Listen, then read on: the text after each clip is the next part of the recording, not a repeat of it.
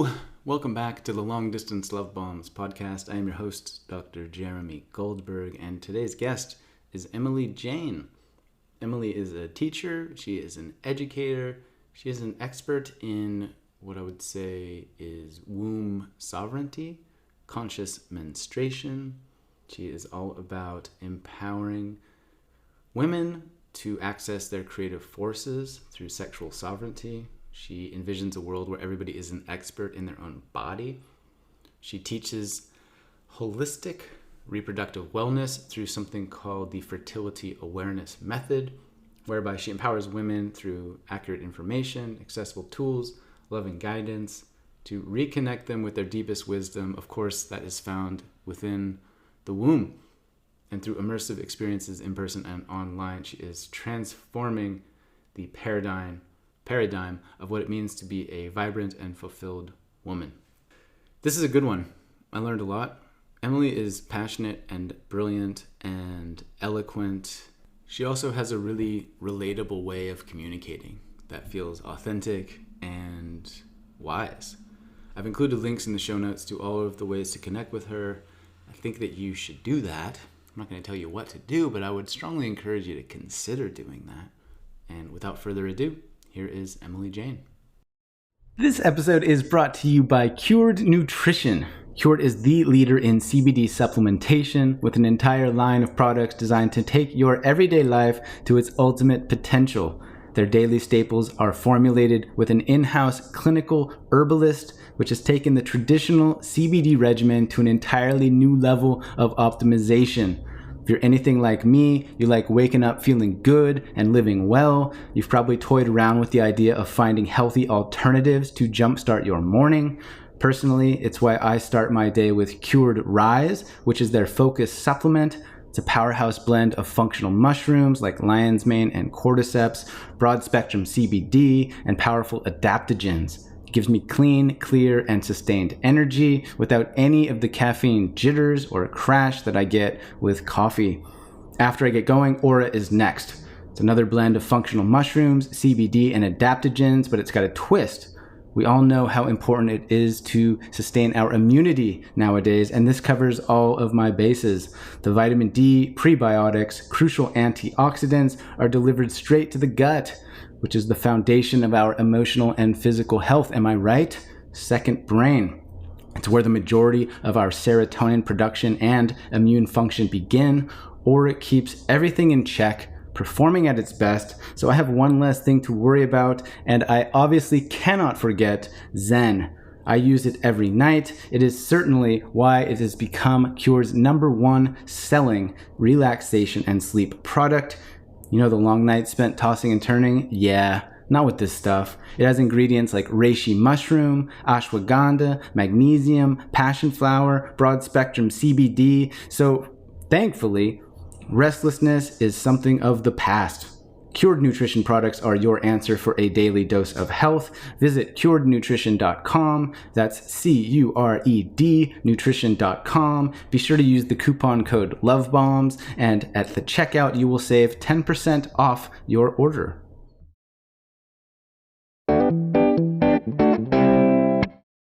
So, consent has been obtained. Emily, how do you want to go by? Because I know you have a couple names. How do you want My name is just Emily is good. Yeah, you can just call me Emily. That's great. Okay. I should have been more clear. I understand the first name. What about the second part of the name? Well, I'm confused as to what you're asking me about. I didn't know I went by many names. Well, I had Emily Jane written down, and then I also had Emily Mattingsley written down. Yes. And so this is like a really interesting place to start. So historically, I've been a traditional school teacher. And so the name Emily Mattingsley and the last name Mattingsley would be what many of my former students would know me by. And I still do work part-time for a public school education board in my city. And so I've had to really try my best to somewhat separate that, because I definitely express a certain range of radical views that I don't think many people within the public school board would necessarily want me talking to students about, even though I really should be talking to them about that. And so I try to not necessarily use that formal surname within the context of my business, Muja Moon, just to have a little bit more of a privacy between those two realms of my life. Yeah. And then for a little bit more visual context to those listening, you are wearing gold earrings with snakes on them, which I think adds a bit of a context to your vibe, it seems. Okay, so Emily, for those that don't know you, that have never heard of you, that have no idea who you are, like what's your deal? Who are you? What are you passionate about? How do you describe yourself? Well, I am many things, as most people are on this planet. I think that the most formal title I can use for myself is I am officially a certified fertility awareness educator, meaning that I teach women how to track their cycles, their biomarkers of fertility for healing, health, and also for effective conscious contraception. But before that, I was previously working as a yoga teacher. So I really came into the realm of understanding fertility really originally through the organic energetics of understanding the body, understanding the wisdom of the body, and understanding how to live in a symbiotic, respectful relationship with the body. And now what I do is I really fuse these two teachings together. So all of the sacred teachings of Eastern philosophy, of yoga, as well as the scientific grounded tools of fertility awareness method and the biomarkers of fertility to really guide women into sexual sovereignty. All right. There's so many great phrases in there. So conscious contraception, I heard sexual sovereignty. So you work solely with women? I work with women. I also have clients that don't necessarily identify as women. They have non-binary identities, but they are people that possess wombs. They are people that menstruate and bleed. And so I'm just willing to work with anybody who wants to be a part of the community. So I really just like to use we, and whoever wants to be a part of we gets to be a member of we. So primarily I'm working with cis women as well as non-binary menstruators. And I also do work in cooperation with their various partners. So who people are in relationships with, since our sexuality is for us and it really starts with us, but it tends to grow out into these intimate relationships that we build with men and with our various lovers over the course of our life. Yeah. Gotcha. Okay. So we just hang on. I'm stuttering. My brain's not fully activated as yet. We got connected through my partner, Kendra Adachi, who's a pal of yours and a client of yours. And I was just talking to her about 20 minutes ago. And I was like, what should I ask this chick? Referring to you. I hope that's not a derogatory phrase. And she said, I feel like Morocco was really pivotal in her life. You should ask her about Morocco. And I don't have any context for that. I don't know what it means, but I just thought as a jumping off point, what's the deal with Morocco? Yeah, Morocco was without a doubt a transformational experience that like unquestionably changed the trajectory of my entire life. And I often say to people in conversation that moving to Morocco was the most important decision I ever made in my life and the best decision I ever made in my life. And that actually is where that's actually where I got inspiration for my business name, Muja Moon. Muja is the Moroccan Arabic word for wave, which we can kind of like tie into later. We'll get around to that bad boy. So, when I was in my early 20s, mid 20s, I was just moving through a lot of those traditional life choices and feeling very lost and very alone, as if my life was like this dammed up, clammed up, stuck place. And I really didn't even know what the words, personal power, sovereignty, agency, autonomy, those were not even words that I would have ever understood. If someone was like agency, I would have been like, an FBI agent? Like, what are you going on about? And so I think like many of us, if we're just continuing down a particular path, the experiences are going to get more intense. So I was working as a full-time school teacher. I'd kind of jump between substitute teaching, temporary contracts. I'd, take off to Bali for 3 months. I'd come back. I would drive my car out to Tofino and just like live in my car for 6 weeks on like Crown land, and then come back and teach. And I was just feeling like incredibly lost in this endless cycle of seeking, this endless cycle of a job and a life that completely burnt me out and would deplete me, and then needing to catapult to the completely different end of the spectrum and just like go get lost in nature for a few months and recharge and like ask some big questions about life. But as that continued to happen, that really wasn't like a sustainable way to live. And it really wasn't the way I wanted to spend the next few decades of my life, just lost and alone in the drum of traditional life choices. So things got worse. You know what I mean? Like things got worse. I got more tired. My skin continued to erupt with like really painful acne. I had this really awful chronic neck tension. I could never, ever sleep. And so things got to such an intense point that I did what I always did, which was I booked a plane ticket to run away from all of my problems and my life, and was just like, oh, hashtag, she's not lost. She's just an adventurer. Like, not all who wander are lost, Instagram. Yes, totally. Yeah. So just totally, cultivating that type of identity, as this free-spirited wanderer, when really the truth is I was lost. And so I popped over to Morocco. I got a job teaching English as a foreign language. And that first year in Morocco, did not save me from any of my problems. It chewed me up. It spit me out. All of my patterns, all of my problems followed me all the way across the ocean.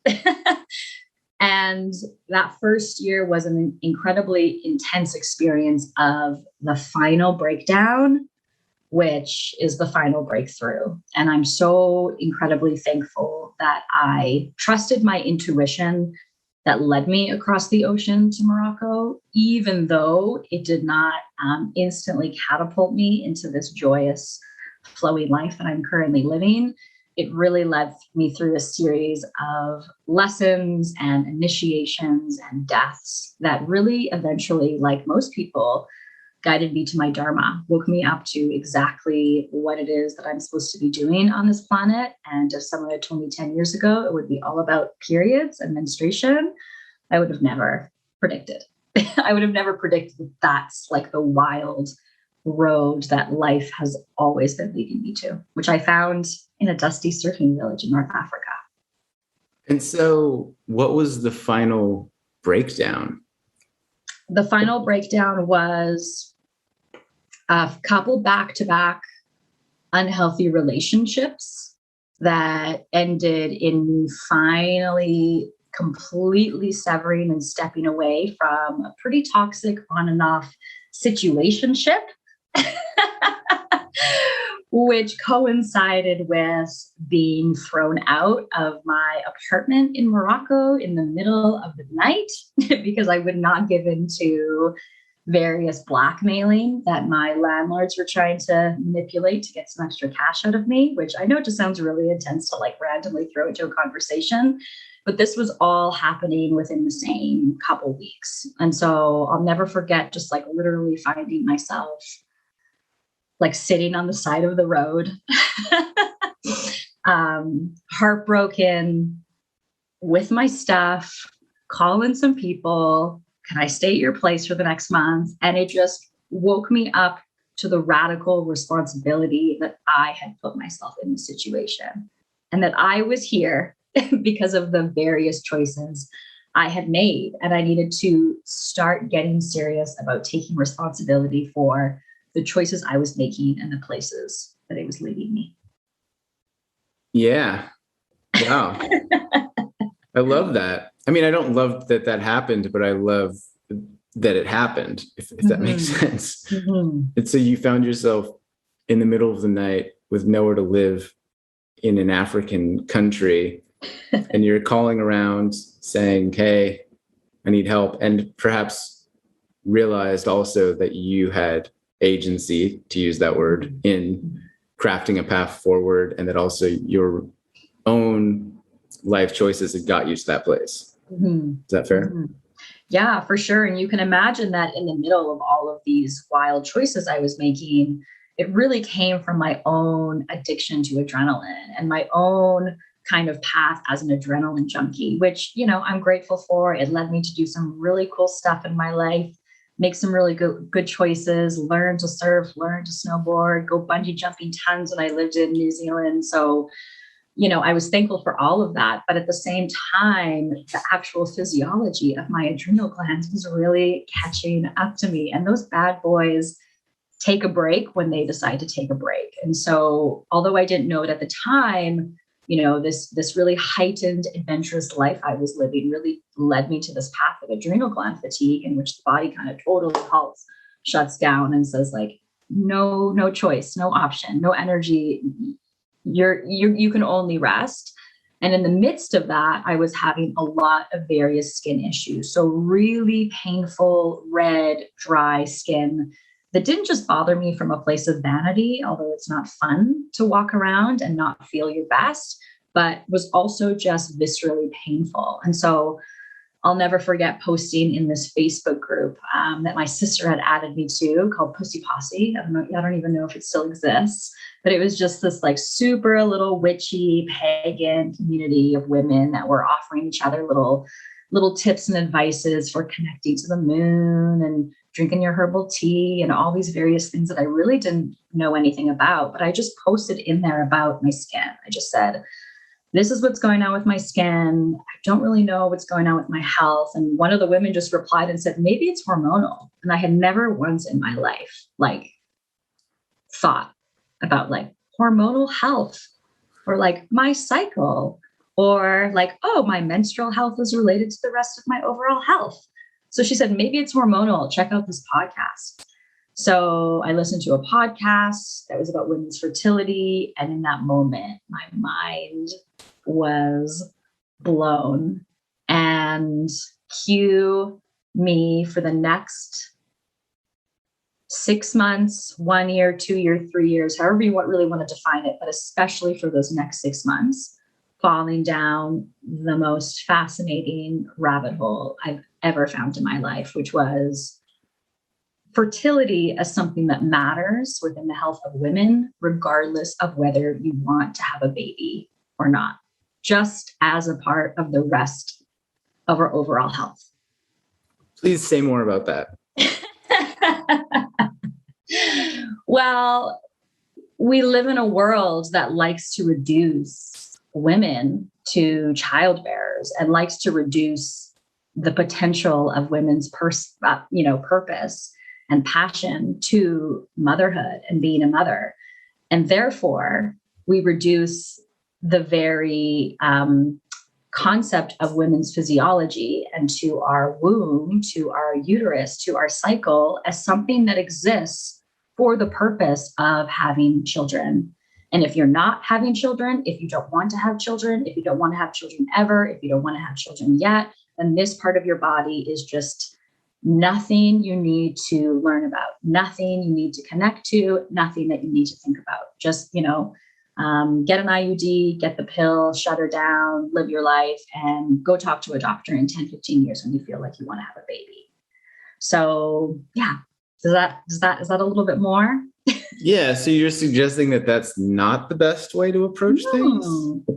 Yeah, I'm suggesting that the uterus is not a poorly designed body part that is unnecessary. And if we didn't need it, why would we have it?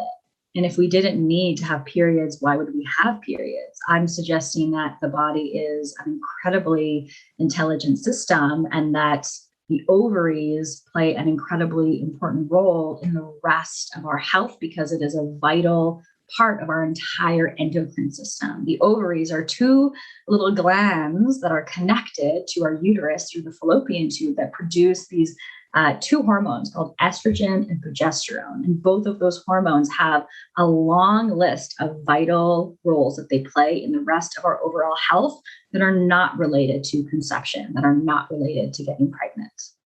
One of them would be progesterone, the hormone in the second half of the cycle, key factor of relaxing the entire nervous system, as well as estrogen. Estrogen is closely linked to testosterone. So when we produce estrogen, we get a little bump of testosterone. And I mean, really, when I say all of this, this is like literally the tip of the tip of the tip of the iceberg. But what I'm suggesting is that if we didn't need uteruses to be functioning, then we wouldn't have them in our body. If I may zoom out for a moment, Please. you obviously you work with a lot of women. You're an expert in this space. What is your God, my brain, I swear, is not functioning today. Well, I actually am appreciating kind of like the eyes darting off to the corner because I must say that I talk about this a lot and I don't ever really talk about it with men one-on-one. Yeah, let's do it. I'm just gonna go ahead. I shifted my brain out of neutral. When you talk to women, when we think about the culture, the society, what do you think most women know about their bodies in general? What do they know about menstruation in general? Well, most women know next to nothing. I think that most women, and when I say this, I can really just compare my understanding of my cycle and my sexuality and my health before I went on this very specific journey of reclaiming my womb. And I think most of us just understand that, like, okay, you're going to start to bleed. And when you start to bleed, it means you can get pregnant. So watch out and be careful. And it's going to suck. And it's just a part of being a woman. And that's it. You're just going to you went from being a young girl and now you're quote unquote a woman overnight. And you're just going to live and bleed sometimes. You're just going to live and sometimes you're going to bleed. And here's your Advil and here's a hot water bottle and here's some bleach tampons and like, good luck. Yeah. And I may add, and you're going to do all of that in a society or culture dominated by men who really don't want to talk about this. And it's bad to talk about this. And like, perhaps here's a sprinkle of shame as well. Mm-hmm. Yeah, I would say probably not a sprinkle, probably a fire hose of shame. Okay. That's fair. Maybe this is a good lead in. You had something on your website about liberating the body from patriarchal conditioning. Mm-hmm. And also, I would love to hear more about that and conscious menstruation. Mm-hmm. What do you have for us? What do like to the average human listening to this podcast, and they're like, okay, I'm intrigued. Emily seems to know some shit. Like, I relate to what she just described there. And what am I missing? Why is it important? Mm-hmm. So now my brain is going off into a cloud. You said conscious menstruation, and before that you said patriarchal conditioning. And so what I mean when I say liberating the body from patriarchal conditioning is the conditioning that to be a woman is to be inherently broken, and to be a woman is to be a medical event for the rest of your life. And to be a woman means that there is something wrong with your body and something dirty with your body. And mainly that the entire process of reproduction for a woman is a constant problem to be solved, a constant inconvenience to be managed, and something that you have to spend all of your reproductive years worrying about, wondering about, thinking about, and just kind of moving in the dark to the left, to the right, not really knowing anything about the way your body works. And so really the entry point to all of this is this idea of conscious menstruation, which is that menstruation is not a curse, it is actually a gift. And that you are not on your cycle when you bleed. You are actually always on your cycle. And the key event of your entire cycle is a process called ovulation. And 60% of all hormonal activity takes place in the couple days around the process of ovulation. And this is something that we need to get educated on and really learn to track and understand in our cycle, because menstruation is just the downstream result of ovulation. And so it's really about entering this paradigm shift and moving into the feminine realm of cyclical power and cyclical living and cyclical understanding, that I'm not like moving and droning along this linear experience of life and then, oh, damn, and I have to now deal with my period, but rather realizing, oh, wow, like I live in a cyclical body that mirrors the cyclical dynamics of every natural ecosystem around me. My body decays once a month when it sheds antimicrobial and antibacterial blood out of my vaginal canal. And this means that I have a healthy, vital body that has the potential to create life, whether I want to channel that creative force into conception and into having a child, or whether I want to channel that creative potential energy of my light-filled peak surge of ovulation, the other pole in the cycle. I can use that vitality to channel into my creative projects, into my business, into my relationship, into whatever it is that my womb and my creative power wants to magnetize and grow. Yeah. So, yeah. You reminded me that I once lived with a woman who I think did similar work to you. She worked with women, tracking their cycles, and maybe that's the wrong phrase, but in her own life, she managed it week by week. So she said, for example, the week before, I'm completely going to botch this, but like, hey, in this week, I don't have any meetings because I don't want to talk to anybody and I would rip their throat out. And in this week, I'm super energized, super high vibe. So I do most of my creativity and design work there. Anything to say on that? Or yeah, for sure. I mean, what you're talking about, what you're talking about is exactly this entire concept of cyclical living and what it really means to live in sync with your cycle, which is exactly what I teach my clients to do in that practical kind of day-to-day life of what does it look like to release ourselves from this patriarchal conditioning that our bodies hold us back, and that our periods are something to eliminate, to deal with, to get rid of, and rather come to see that like it's actually really cool to be a cyclical being, because we function with the same circadian rhythm of men, but we actually get a little bit of this bonus experience of also having this cycle that functions in a way that is more similar to the rhythms of the moon. So exactly what you said. The way I like to teach it is the concept of the 4 seasons. So menstruation is winter. After menstruation, we move into the pre-ovulatory phase that we call spring. From that, we move into our fertile window that we call summer. And then after that, we're in our luteal phase, which we call fall. And what I like to teach my clients in a lot more specifics is basically, how does it feel to exist in those different seasons over the course of the year? So like, what do you like to do in winter? Like, there's not a lot of light out. You want to sleep a little bit more. You want to get real cozy with some tea. You want to catch up on some Netflix. And then what about spring? Spring, it's like you start to get excited. Like, ooh, like what should I do this summer? Like we should start trying some new things. Like let's like pull the bikes out of the garage. Or I want to start switching up how I've been eating food. Like, ooh, the farmer's market is opening. And then moving into summer. So summer is like you're taking your holidays, you're going to the music festival, you're going camping with your friends, you're doing the thing, like whatever the thing is for you.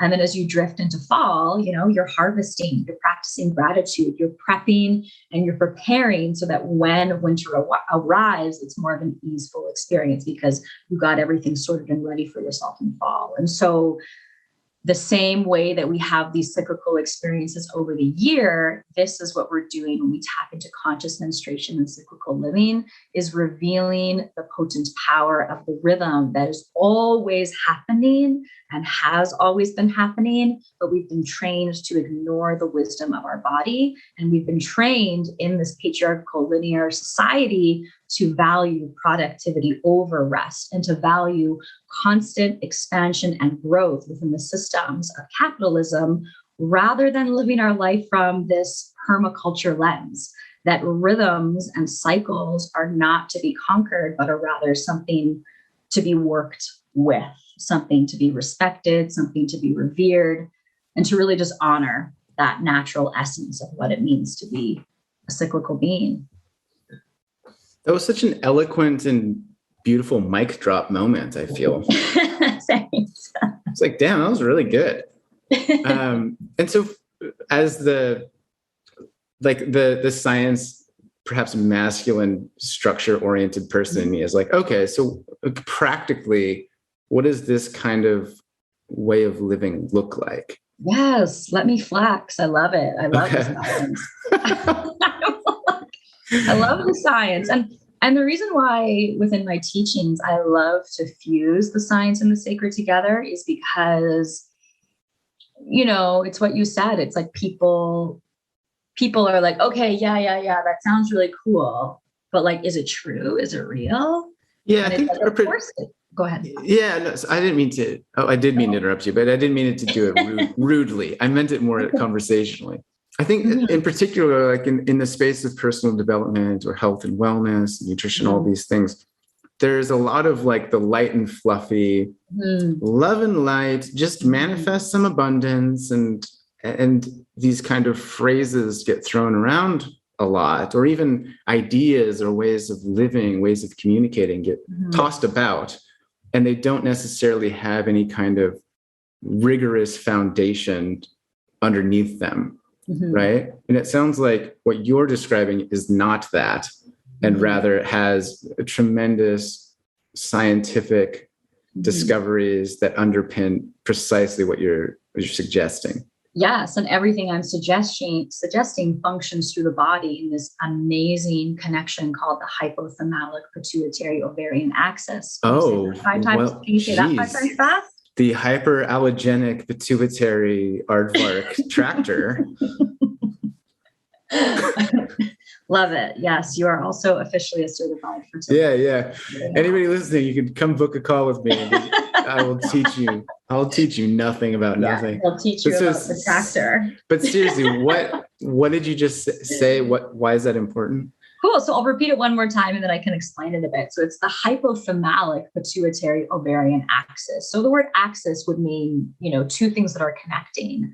And the two things that we're connecting are two parts of the brain. So the now I'm going to mess up my science. I think the aardvark tractor was the end of it, I believe. So we've got the hypothalamus and we've got our pituitary. So those are two glands that function in the brain. And these two parts of our brain govern both our nervous system as well as our endocrine system. So if we kind of shift over to the endocrine system is a group of glands throughout the entire body that produce various hormones. So it's actually the hypothalamus and the pituitary that connect with our ovaries and tell our ovaries what to produce and when to produce it. And it does this in this back and forth, really beautiful, majestic communication between the brain and the womb. And then the other side of that is that this entire thing is getting linked with the process of our nervous system. And so basically our brain chats with our womb, our hypothalamus and our pituitary chat with our ovaries and tell our ovaries when to make certain hormones. And then obviously these various hormones are shifting the way that our mental health, that our emotional health, and that our physical experiences are changing over the course of the cycle. So what I like to kind of remind people of is this whole idea of the circadian rhythm. Like, are you, Jeremy, are you the same person at 1 p.m. and 1 a.m.? No. If I ask you, if Kendra, your partner, asks you a particular question at 7 in the morning or 7 in the evening, are you going to guarantee give the same answer? Right. Yeah, go ahead. Like, probably not. And so this entire idea that our hormones shift over the course of a 24-hour cycle that is linked with our sleep and waking cycle is the exact same principled science of the inferian cycle, which is the cycle that women experience over the course of our ovulation and our menstruation. But it's just happening over this extrapolated, lengthened out cycle that, as I said, has these mythopoetic connections to the rhythms and the cycles of the moon. Yeah, and it makes sense, right? Because when like women create life. Like this is not like some kind of simplistic thing that's going on or some kind of box to tick. It's like this is the coordination of the perpetuation of a species of like from nothing creating a human being full of consciousness and delight. And so it makes sense that there's some kind of significant biological occurrence happening to navigate that.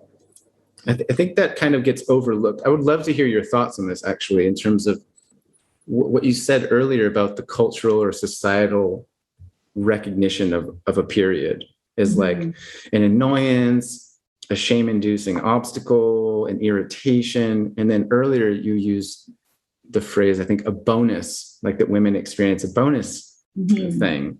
And that bonus is actually you get to create life and you get to do this really beautiful, miraculous thing. And it seems like that side of it gets lost in the talk of menstrual cramps and periods and all the rest of it. I don't really have a question there, but I would love to hear, maybe the question would be like, what do you think of what I just said? Yeah, I mean, well, I love everything you just said. And it's reminded me of the fact that periods are why all of us are here. Oh. We are all here.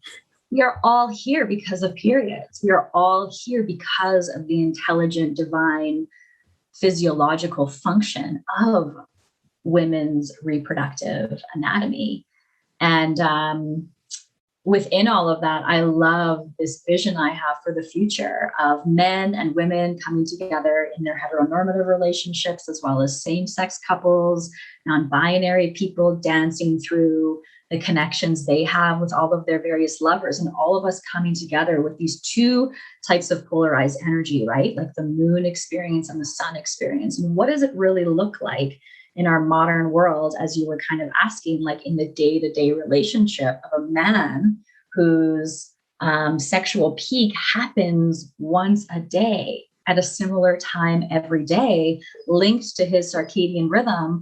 What does it look like for that human to be living in an intimate relationship with a woman who does not have fertility that functions at the same time every day, but is on this monthly trajectory with her moon cycle? And what does it look like for those two people to come together consciously and really operate in this back and forth dance of where you are in your daily cycle, where she is in her monthly cycle, and really embracing the fact that our partners are not the same people every day. And this is a beautiful thing, to really be in a relationship with a woman and watch the way that they shift and change over the course of their cycle. And then how do we manage pregnancy avoidance and pregnancy achievement if both people want to have an integral, healthy, happy body that is not suppressed or disrupted by big pharma birth control options? Yes, that was one thing that I had written down to get your take on. So I would love to hear about, you're referencing like the pill, for example, and other contraceptives. I would love to hear that. But I had a question there, because as a person who is in a relationship with a woman who does have various seasonal changes month to month. One thing that we did that I mentioned before we started recording, and you said, mention this because I have essentially fierce opinions about what you just said to me, was she would use an app on her phone to track her cycle and her symptoms. And then she sent me an invite to this app so that I could download it. And I could periodically, or anytime I wanted, I could check in and see where on the cycle she is. And so I could be like, oh, she's in fall, or oh, she's in summer, or oh, hey, spring's coming. So I could know and have a little bit more of a more compassionate understanding as to what was going on with her at that time. And so your take on that is what, though? Because you didn't seem super excited about using an app to track anything? Yeah, so I always like to tell people that, I definitely don't think apps are like inherently harmful or like awful or bad. I do have a podcast on this on my website that folks can listen to, which is called Why You Should Delete Your Cycle Tracking App. And the reason why I like the idea of not using apps is because I want partners to be communicating. I want people to be expressing. I want people to be picking up on cues and vibes and language and having direct conversations about that.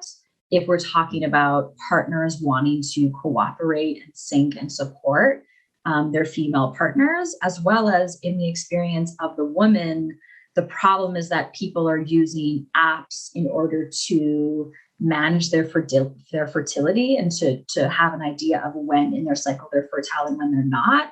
And no app can understand or predict where you're at in your cycle because it's a device on a phone that exists outside of you. So if you don't know what the hell is happening in your body today, how would your phone on the other side of the living room know what's happening in your body? So for me, the entire concept of apps is this neck up living where we're staying in our head and we're actually just simply transferring our reliance as women from pharmaceutical companies to now this entire uprise of femtech companies, which are saying, pay $10 a month for your subscription so we can tell you where you're at in your cycle when they don't work. All they are is a digital dress-up version of the rhythm method.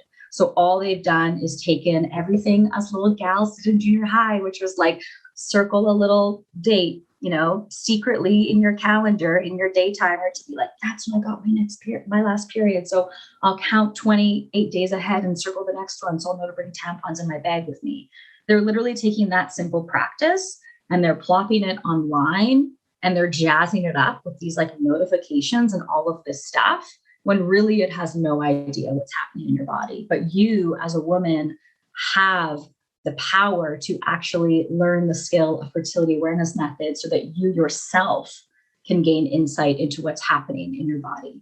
So the entire concept of like this digital dress up version of the rhythm method is based on this principle of counting days in our cycle to gain insight into what's happening in our body. And it just doesn't work because variety is a part of humanness. So women are not robots. Our cycles do not function on this perfect 28-day cycle.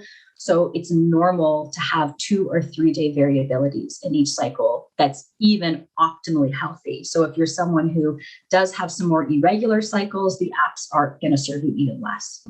And so I just basically advocate for this entire concept of wisdom keeping and this entire concept that we just don't need the apps, that it's unnecessary, that without them, we actually have the power within us to connect deeply to sensation below the neck in order to understand what's happening in our body. And therefore, like, why I just don't need the app on my phone. And I don't think anyone else does either. But I thank the apps because they're a little bit of like a entry drug, if you will.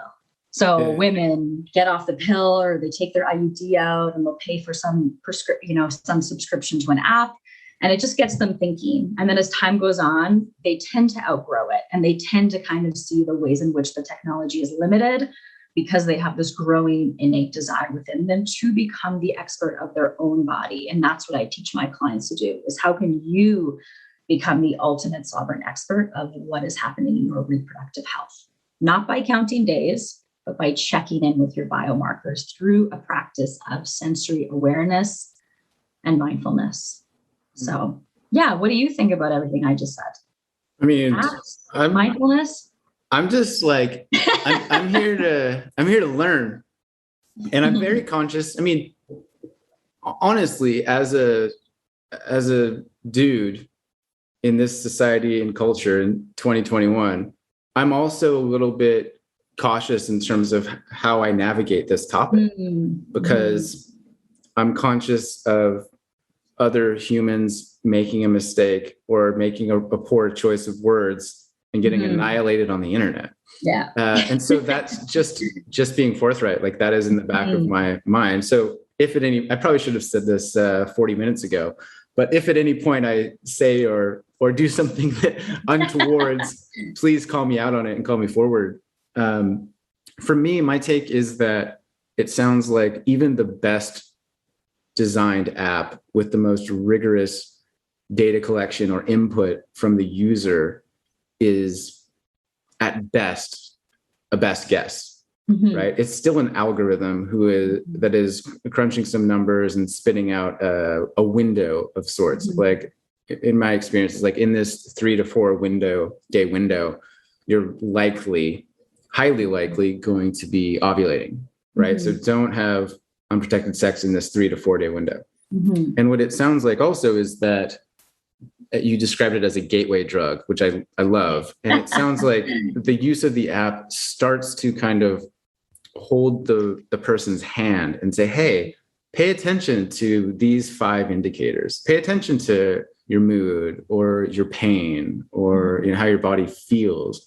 And then perhaps once they do that for a while, they start to realize, or they perhaps start to become more comfortable and intuitive, or they start relying upon their own inherent wisdom to navigate these decisions.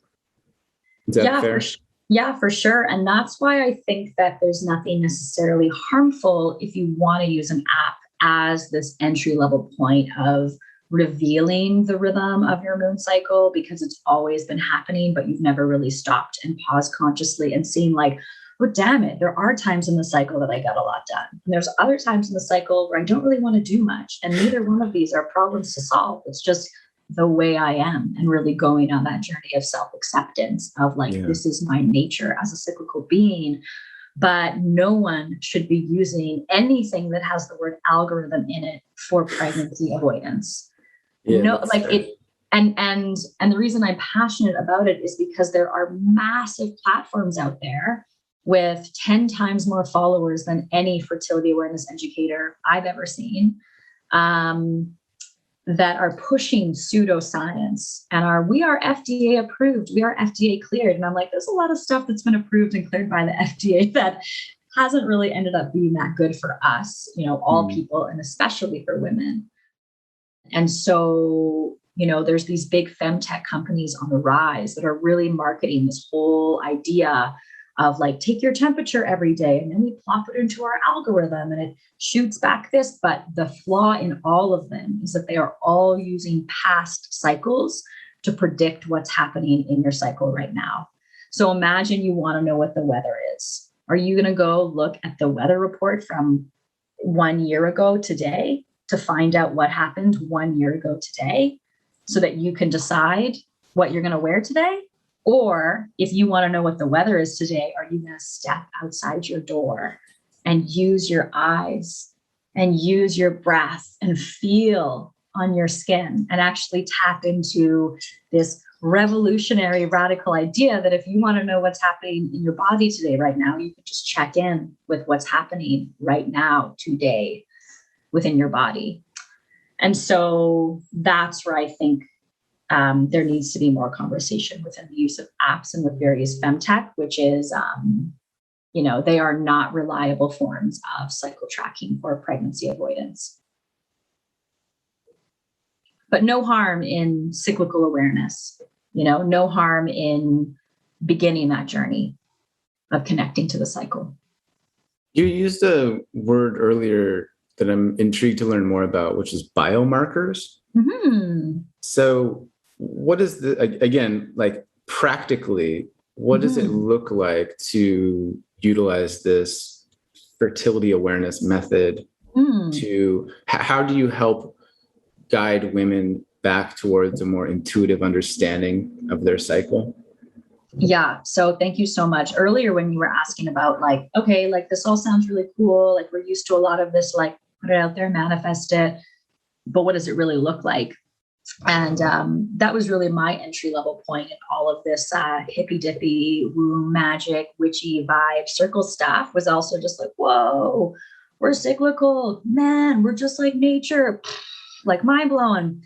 But I was left pretty unsatisfied with that level of explanation as well. And I also wanted to know, like, how can I live this? Like, how can I do this? And so it's important to know that fertility awareness method is an umbrella term. So there's many different types of fertility awareness method. But fertility awareness method, as we've kind of danced around in this podcast, is a framework for you to track the biomarkers of your fertility. So I'll speak to the kind of fertility awareness method I teach, which is called symptothermal. So within symptothermal, we're looking at two of your biomarkers. The primary number one biomarker that we track when we connect to our cycle is cervical mucus. So cervical mucus is a hydrogel that is produced by our mucus that responds to rising levels of estrogen within our ovaries. So as the ovaries produce more and more estrogen, we have this cervix that relaxes, that opens and secretes this fertile fluid called cervical mucus.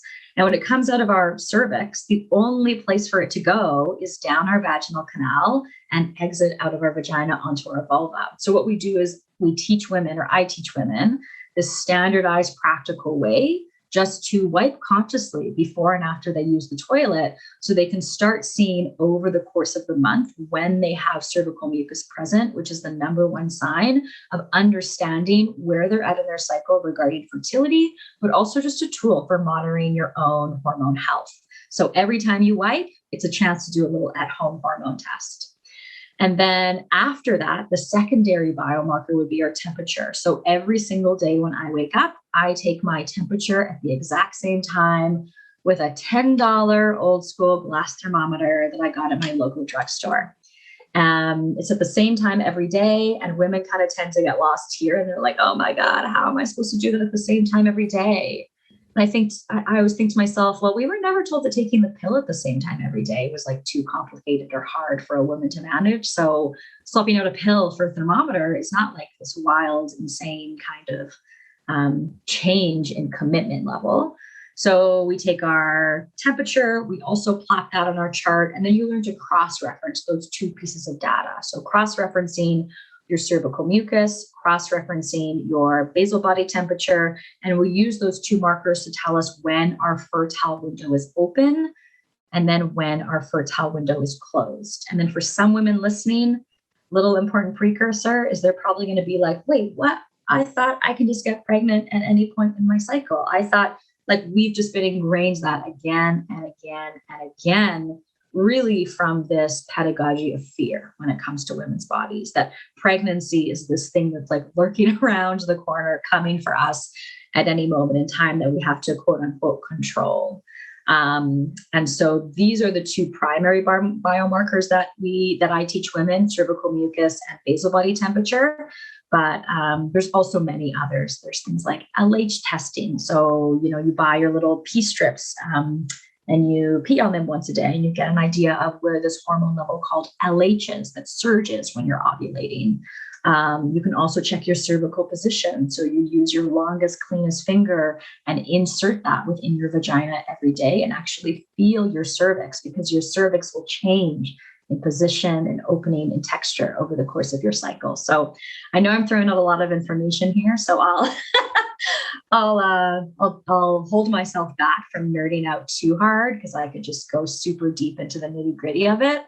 But I just really love this entire concept that this doesn't need to be this separate additional layer that, like, oh damn, I'm supposed to be like this empowered goddess, like I'm doing all this shit, and like now you're telling me I got to take my temperature every morning too because I can't support the oppressive medical culture of contraceptives. Like, damn, I have to do yet another thing. What I really like to do with my clients is remind them this is a lot more than learning to chart your cycles. This is reclaiming your womb power. And instead of viewing taking your temperature every morning as this overwhelming task, can we make that a mindfulness practice? Can you start every day with a 10-minute meditation at the exact same time every day? Can we view checking for our cervical mucus as an intimate tending to the yoni, as an intimate connection to our own body and what it really means to reclaim our female physiology by directly touching it and interacting with it outside of a sexualized environment or a medicalized environment? And what does it look like just to come back into communion with the shifts and changes that occur on our vulva throughout the course of the month? Is it too simplistic to suggest that there's only 1 week out of the month that a woman could get pregnant? There's two ways to look at it. Ovulation, in an incredibly concrete scientific perspective, is a process that only lasts for 12 to 24 hours once per cycle. So ovulation refers to the moment that a fertile egg is released out of the ovary, and the egg only survives between a window of 12-ish to 24-ish hours. But earlier, when you kind of talked earlier about kind of like, oh yeah, this is like the entire regenerative process of our whole species, it would actually be pretty hard for us to be repopulating the planet if there was only 12 hours per cycle that we could like get it done and get it right. And so what happens is our body produces that fertile cervical mucus in the days leading up to ovulation with those rising levels of estrogen. So that fertile cervical mucus is this hydrogel that sperm can survive in and live in for about 3 to 5 days. So what they do is the sperm come in contact with this fertile cervical mucus, and then they go hang out in these little rooms in the cervix called the cervical crypts. And the dudes just like hang out there for a few days. The cervix is like, do you want a sandwich? Like, what show do you want to watch? Like, the egg's not ready yet. Like, just hold up, have a little soak, do your thing. And they wash, bathe, and nourish the sperm so that when the egg is launched, the sperm can then continue their travel to see if it's able to meet and fertilize that egg. So outside of that window, we don't produce fertile cervical mucus, meaning the body actually produces this non-fertile mucus called G mucus, which actually blocks and plugs the cervix. So outside of the days that we don't have fertile cervical mucus, the acidity of the vaginal canal will kill sperm within minutes or hours. And when we say minutes or hours, we mean 99% of them are dead in minutes. And like a few might survive for a few hours. So outside of this specific time, these 6 days, which compensates for the maximum lifespan of an egg, 24 hours, as well as the maximum length that sperm can survive in mucus, which is 5 days, we have a scientifically rigorous understanding of the body that pregnancy is only possible for 6 maximum days per cycle. And there's also a myth that I've even heard doctors say, which is that you can ovulate more than once in a cycle. And that's also absolutely impossible. Your body can move towards ovulation. You can have rising levels of estrogen that create some mucus. And then you could have a shift, a change in your life. You could move. You could get really stressed out. You could get a new job. You could go through a breakup. You could experience a particular trauma. And the body's not going to ovulate because ovulation is a sign of thrival. It is not something that the body necessarily needs to do. And a process that the body will shut down in times of survival, which we chatted about when we talked about the hypothalamus and the pituitary, both controlling hormones and controlling the nervous system. So this entire concept of women ovulating can be delayed. We can have it delayed. But when we practice fertility awareness method, we aren't guessing or predicting when that day comes. We're looking specifically at those biomarkers of the mucus and the temperature. So we know, ooh, I was moving towards ovulation and then something changed in my body and I haven't actually ovulated yet. My vagina went back to dry. And then we were like, ooh, it's getting all juicy and wappy again. And then we see a shift in our temperature and we know we ovulated. So fertility awareness method is highly effective, both in regular cycles and in irregular cycles, because we're not predicting anything. We're confirming ovulation happened after it's occurred by looking back at what we've seen in the past few days. So yes, pregnancy is only possible 6 days per cycle, but you cannot predict or guess when it is going to happen. You can only identify it after it's occurred. Gotcha. Did you say wappy? I meant like wappy, like wap, like wet ass pussy, like the Nicki Minaj song. Okay. I was like, I don't think I know that adjective. Wappy. It's from Dr. Minaj. Yeah. Okay. Dr. Minaj, OBGYN. I mean, you talked earlier about 10 years ago or whatever, you could not have predicted your life as it is. And I feel like I just had one of those moments of like, yeah, 10 years from now, Jerry, you'll be on a podcast talking about wappy vaginas and learning about menstruation. Like, that's impossible to me. Like, what is a podcast? Since we're on the topic, when it comes to birth control, in terms of the pill specifically, I imagine you have some pretty strong feelings about that. For someone listening right now who perhaps is on the pill or has been using it for their whole life and hasn't actually thought tremendous amount about it, how do you start to have that conversation? What does that person need to know? Well, I would say the pill was an incredibly important part of the story of women returning to their body. And how were women in the 50s having like 15 kids, 12 kids, 8 kids, supposed to just like jump from that, like not allowed to open their own bank account, like not allowed to divorce their husbands, like babies left, right, and center. How are they supposed to jump from that to like, I chart my cycles and I'm a sexually sovereign goddess? So I see the pill as something that was necessary and served a role in the sexual liberation of women. Although I like to remind people that, this isn't a story of moving forward. It's a story of moving backwards. Like, this is what the witches taught. Like, you asked me what I was in the start, and it's like, well, essentially I'm a witch. This is what the witches taught. They gave women the tools to manage their own bodies so that they didn't actually have to rely on anyone else's perceptions of morality or external systems to provide access to various contraceptions for them.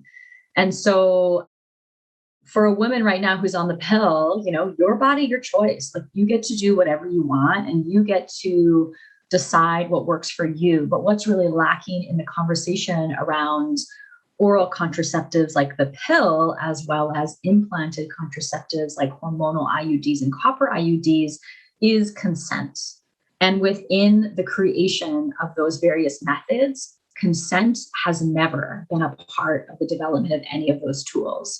So back when the pill was going through its original studies in the United States, about 50, 60 years ago, the study was actually canceled because women in the States were like not vibing with this entire trial. So they moved the trials to Puerto Rico, where women had less agency and less ability to actually say no to the trials. And the women within the trials in Puerto Rico didn't know what they were in this trial for. And they were given oral contraceptives because the original invention of that was really for eugenics and really for the forced sterilization of women of color. And so women were in this trial taking these oral contraceptives, not even knowing that they were consenting to something that would not allow them to get pregnant. And so the pill has always been falsely advertised as a one-size-fits-all Band-Aid that will, quote unquote, fix and balance your hormones and fix and balance your cycles. But that's actually completely inaccurate and is some pretty fancy marketing tools behind an industry that makes billions and billions of dollars a year, profiting off of the fact that women don't understand how their body works. And so I think that women are not allowed. I think women should have access to various contraceptive methods, but I believe firmly and deeply that if we understood the way our cycles work, a hell of a lot less of us would be choosing them.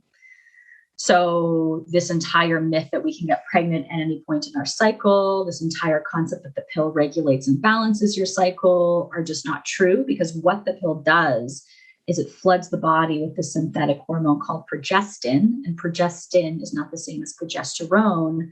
And that fake synthetic hormone progestin gives a negative feedback loop to the brain. It just says, oh, we don't need to do anything to the ovaries. We've got this really high level of this hormone. And what it does is it puts the body into a state that's most similar to menopause by turning off the function of the ovaries. So what happens then is the ovaries become completely inactive and completely dormant. So this entire pelvic bowl of the body is starved of blood flow and circulation and proper function, which within the energetic realm, what is that doing to our intuition? What is that doing in our ability to connect to what feels right and what doesn't feel right. We have all the time within our culture, like, I just have a feeling about something. I have a gut feeling, like, go with your gut. Like, this is the entire concept of the womb as an intelligent center of what feels right and what doesn't feel right. And so these various different options, oral contraceptives, invasive contraceptives like IUD, all are based on this idea that, like, the body needs to be tricked and the body needs to be solved and something needs to be fixed within your body. And we need to slap this very superficial layer over whatever is happening in your health that is being viewed as an inconvenience, rather than a young girl who's 16 with menstrual cramps learning about cyclical living, learning about connecting to her cycle, learning about how to eat for her cycle, how to exercise in rhythm with her cycle, certain parts of the cycle that it's really good to push towards her fitness goals, other parts in the cycle where it's good for her to slow down. And so we are completely starved from that type of education. And we're instead given this kind of false myth of the pill as a one size fits all cure that will take away all of our problems, when it doesn't even regulate your cycle. It gives you a fake withdrawal bleed that has no physiological resemblance to the process of menstruation, and it suppresses ovulation. So it always really surprises me the amount of times I talk to women on the pill and I'll mention that they don't ovulate, and they're like, what do you mean I don't ovulate? And I think that's just ridiculously unacceptable, that women have been taking a medication for 10 years and they don't even know what the medication does and how it works. And I just don't see any parallel in the same lack of informed consent in the way that we approach men's health. Yeah. Damn. Okay. I feel like we could jam on this for hours. I'm glad that you do have a podcast and that you are out there on Instagram and other places putting this work into the world. So where can people find you? So people can find me everywhere under the name Mouja Moon, Mouja, the Moroccan Arabic word for wave, Mouja Moon. So that's my handle on Instagram. That's also my website, www.moujamoon.com. I've got a Facebook page, not really active on there. Instagram is a much better place to connect with me, or just subscribing directly to my website. And if anybody wants to connect about any of this stuff, I got info on that Instagram. I've got some blogs on the website. People can subscribe and get a little free downloadable 20-minute talk about Fertility Awareness Method. And I teach Fertility Awareness Method both one-on-one to clients. People can always be in touch for a little free 30-minute consult. And I also teach in my group program, Charting Shakti, which your partner, Kendra, was in.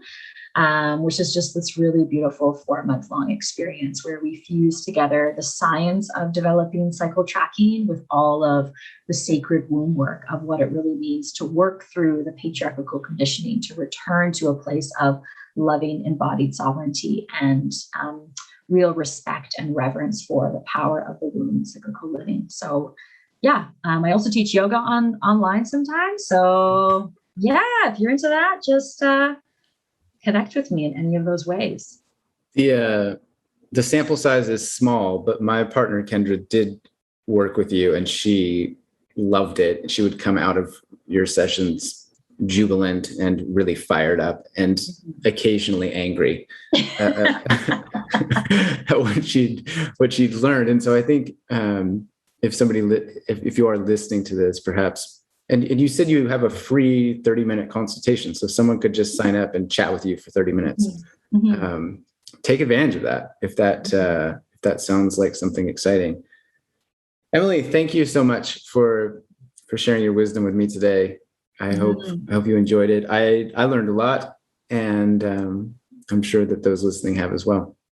Yeah. And thank you so much, Jeremy, for giving this platform and this space for us to chat about cycles and menstruation, which is just a general topic that doesn't always get the amount of attention it deserves. So I just really thank you for stepping forth and being willing to have a new type of convo. Yeah.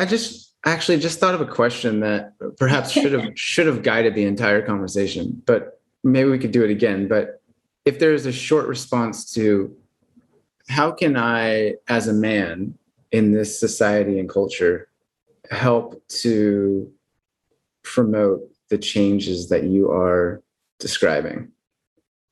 That's a really great question that I don't think I've ever been asked before. Love it. And what comes to mind for me is to embrace that internal work of returning to your own feminine nature and embrace a reverence for the cycles that not only exist within feminine bodies, but what does it look like to come back into alignment as a man with the way you exist with nature, with work, with everything? And what does it look like for you to yourself embody a cyclical essence of both honoring rest over, or, in equanimity with reproduction? Because I think all of these energies flow within all of us. And yeah, it's a big work to come back into right relationship with the earth, so we can therefore come back into right relationship with women's bodies and vice versa. Those two kind of flows of cyclical essence moving back and forth between each other. So what I'm hearing is, in order to support this feminine revolution, I need to take more naps. Yeah. But seriously though, it sounds like, and I've heard this from many people in many conversations, of like getting more men to respect the feminine as a whole would be quite a revolutionary act. Mm-hmm. Okay, so I'll just try to start that revolution along with you, and like I'm realizing that we're having a second podcast here, and I'm conscious of your time and energy. But I think that is an important component, and I'm conscious that many women will see this episode and what we're discussing and give it a listen. Mm-hmm. And I doubt that there's very many men who would see it and be like, oh yeah, I want to learn more about birth control, or I want to learn more about menstruation. Mm-hmm.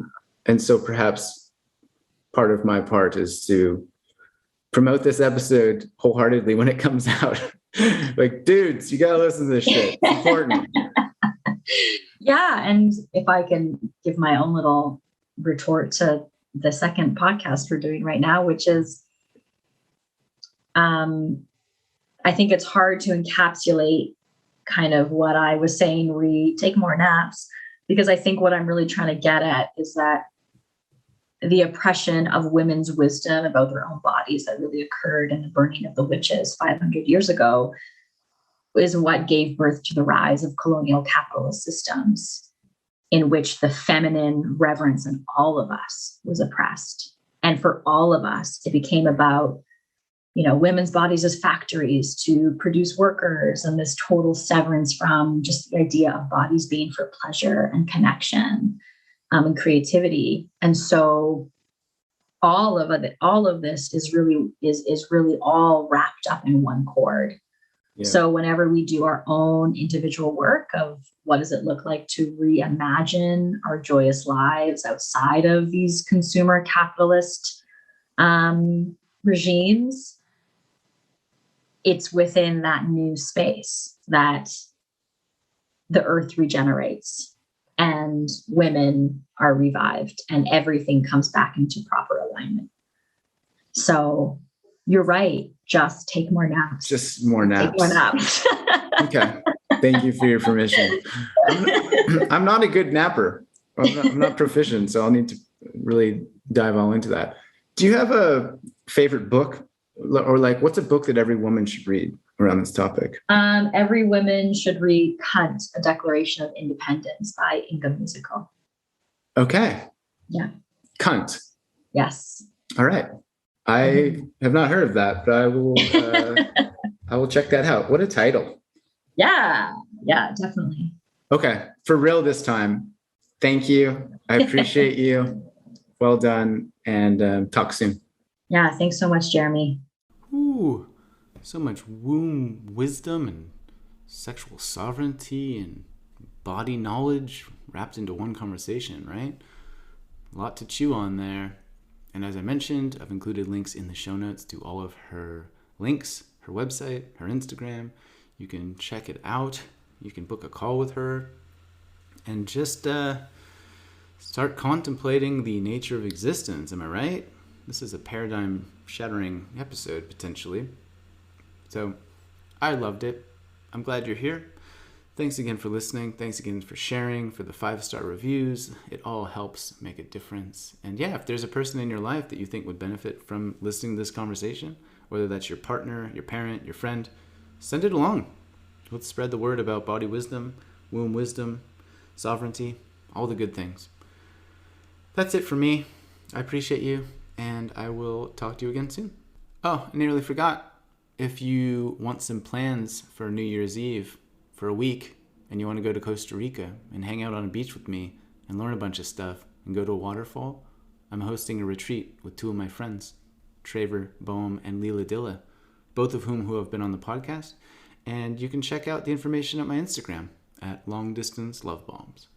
Why not come and play in Costa Rica to start the new year? That sounds fucking awesome to me. Just saying.